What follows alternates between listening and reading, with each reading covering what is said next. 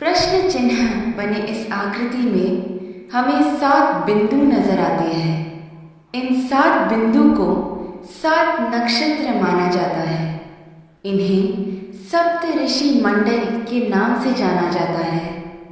ये सप्त नक्षत्र सप्त ऋषियों को दर्शाते हैं। इस प्रश्न चिन्ह के अंतिम भाग से शुरुआत करते हैं। यहाँ से पहले बिंदु को मरीचि ऋषि के नाम से जानते हैं।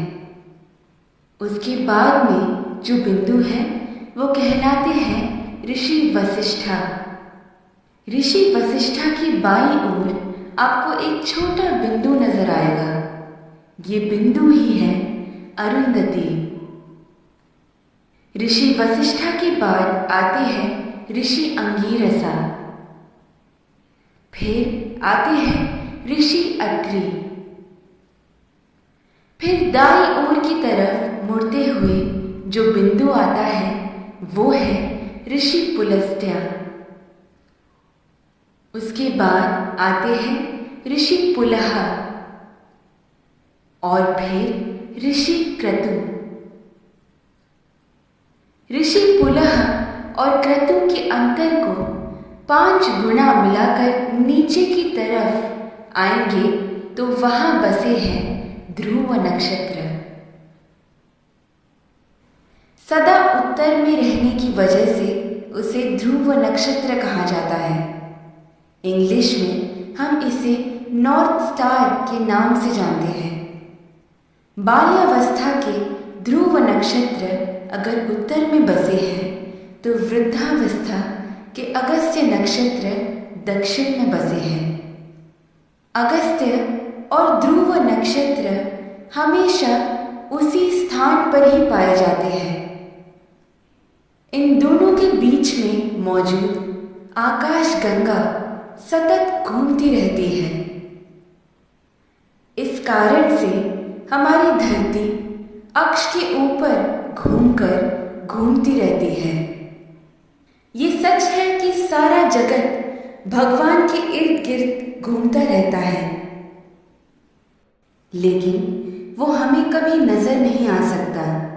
भूमि के अनेक कालों में से उसे 4 काल में छांटते हैं।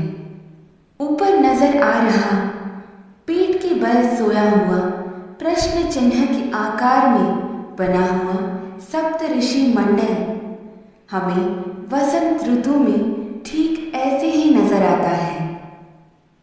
आगे बढ़ते हुए शिशिर ऋतु यानी ठंड के मौसम में हमें सप्त ऋषि मंडल ऐसे नजर आता है।